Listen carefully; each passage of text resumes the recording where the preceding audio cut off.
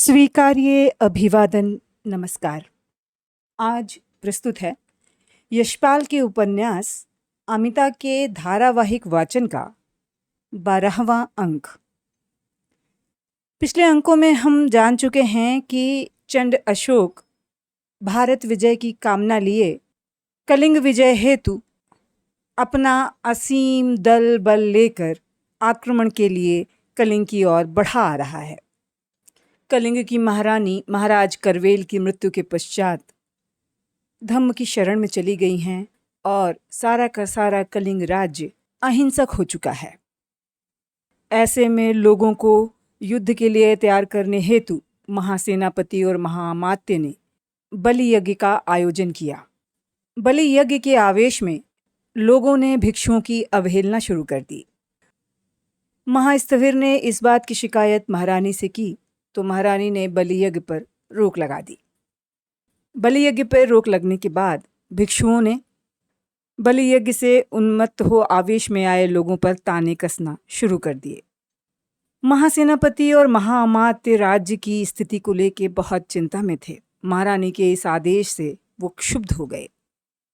उन्होंने सेना को आदेश दिया कि आम जनता और भिक्षुओं के बीच में वो कोई हस्तक्षेप न करे। एक दिन बीतते बीतते ही लोग भिक्षुओं के तानों से इतने ज़्यादा परेशान हो उठे कि उन्होंने भिक्षुओं को मारना शुरू कर दिया। अंतरकला से राज्य की स्थिति बिगड़ती देख महासेनापति और महाअमात्य ने सेना को आदेश दिया कि वो राज्य की शांति व्यवस्था को बहाल करे। सैनिकों ने राज्य की शांति व्यवस्था तो बहाल कर दी, किंतु महारानी राज्य महास्थविर को अर्पण कर देने का जो वचन देकर आई हैं उससे महासेनापति और महाअमात्य अंदर ही अंदर विचलित हो उठे हैं। आइए सुनते हैं इससे आगे का प्रकरण।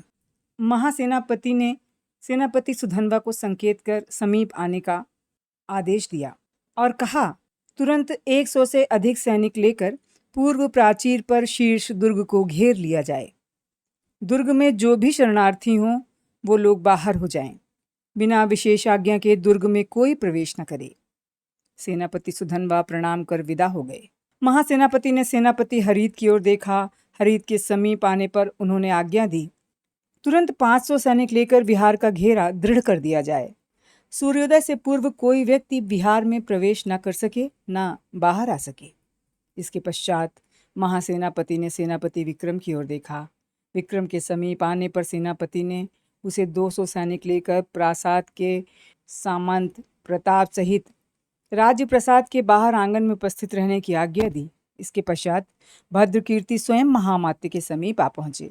रहस्य के स्वर में उन्होंने कहा, एक घड़ी के पश्चात राज प्रासाद में रात्रि के 2 पहर बीत चुके थे। दासियां, यवनियां, कंचुकी सभी जाग रहे थे। निश्चिंत बेसुध सोई हुई थी केवल युवराज्ञी अमिता।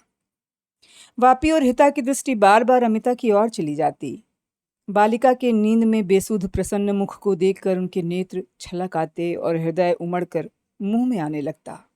वे मुंह फेर कर आंचल से आंसू पोंछ लेती। आलिंद में खड़े कंचुकी की श्वेत मूछ दाढ़ी भी बार बार थिरक कर रह जाती।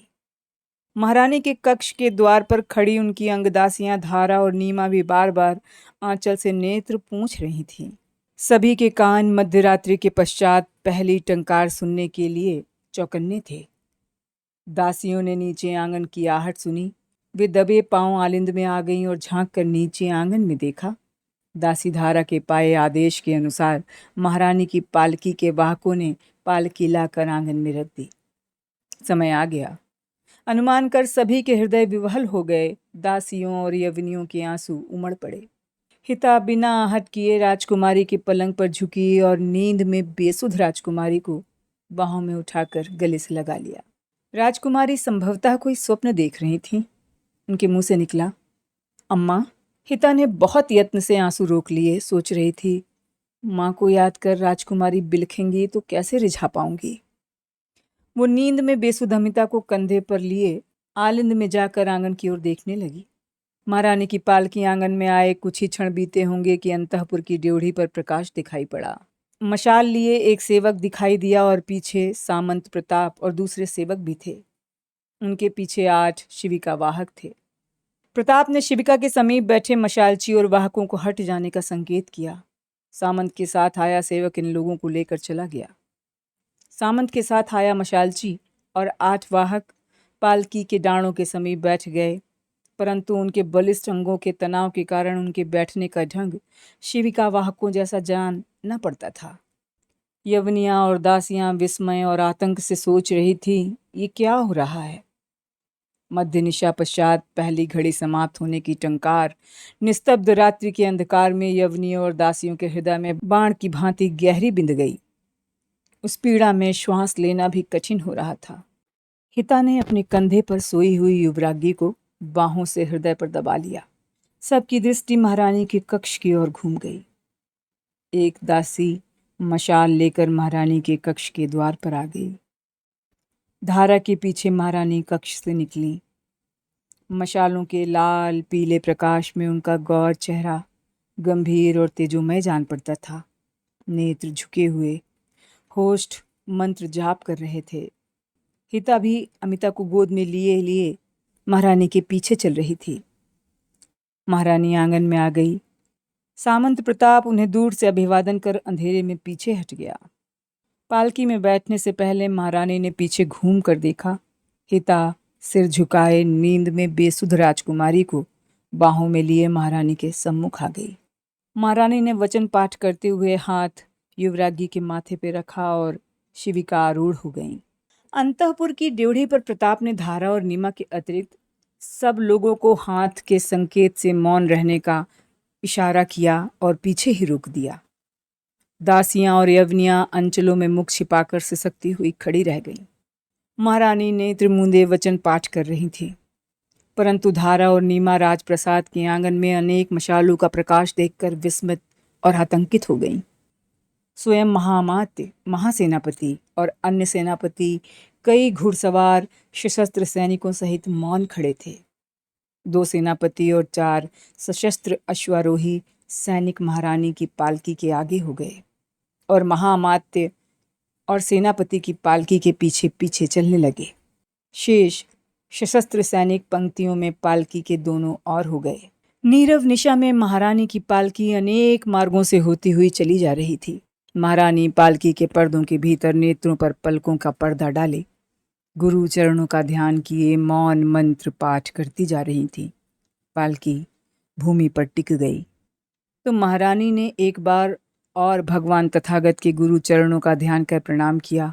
नेत्र खोले, पालकी से उतर गई, परंतु विस्मय से देखा तो वो विहार में नहीं, अपरिचित स्थान में थी। चारों ओर मशालों के प्रकाश में उन्हें पीत चीवरधारी भिक्षु और स्थविर नहीं, सशस्त्र सैनिक, सेनापति, महासेनापति और महामात्य दिखाई दिए। आचार्य और भद्रकीर्ति ने उन्हें विनय से प्रणाम किया और आज्ञा की प्रतीक्षा में मौन खड़े थे। महारानी को विवश और क्षुब्ध होकर अपना मौन तोड़ना पड़ा। आचार्य की ओर देखकर प्रश्न किया, हम विहार में नहीं हैं, हम कहाँ हैं? आचार्य ने पुनः प्रणाम कर विनय में उत्तर दिया, परम भगवती को राजप्रसाद में निवास स्वीकार नहीं, अतः महारानी शीर्ष दुर्ग के एकांत में हैं। निर्विघ्न धर्म साधना करें। महारानी के माथे पर क्रोध की रेखाएं आ गईं। हम दुर्ग में नहीं, विहार जाना चाहते हैं। आचार्य ने छल किया है। आचार्य ने विनय से माथा झुकाकर कहा, परम भगवती, सेवक का अविनय क्षमा करें। महारानी का स्थान विहार नहीं है। महारानी के विहार में निवास से उनका राजस गुण नहीं रहेगा, जैसे जल में बैठने से अग्नि का गुण नष्ट हो जाता है। महारानी का क्रोध बढ़ गया। हमारा निश्चय है, हम विहार जाएंगे। आचार्य राज्य के सेवक हैं। आचार्य ने नतमस्तक हो अविचलित उत्तर दिया, भगवती सत्य कहती हैं। आचार्य राज्य और कलिंग के राजकुल के सेवक हैं। राजसेवक का धर्म राज्य की रक्षा है। आचार्य छल नहीं, धर्म पालन कर रहा है। भगवती, राज्य किसी व्यक्ति में नहीं, न किसी व्यक्ति का होता है। राज्य तो देश और प्रजा का है।